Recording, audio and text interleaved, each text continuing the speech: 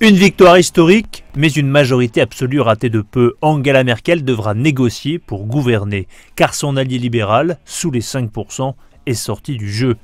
Scénario numéro 1, celui d'une grande coalition CDU, le parti de Merkel, SPD. Problème, il faudra s'entendre sur un programme économique. La SPD veut un salaire minimum au niveau fédéral, une réforme d'infrastructure coûteuse et un coup d'accélérateur dans la transition énergétique. L'Europe et les politiques d'austérité imposées aux pays sous perfusion est aussi un motif de divergence. Scénario numéro 2, une coalition CDU et les Verts.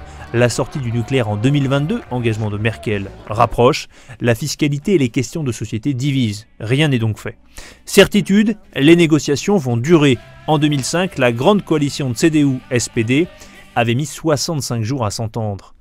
Après les urnes, c'est donc un nouveau match qui commence, celui des tractations d'appareils. Premier temps, les partis prennent langue. Deuxième temps, les choses sérieuses commencent avec des commissions thématiques, emploi, fiscalité ou énergie, pour dégager une plateforme de gouvernement. C'est seulement au terme de ce round de négociations qu'Angela Merkel sera formellement élue par le Bundestag pour un troisième mandat consécutif de 4 ans.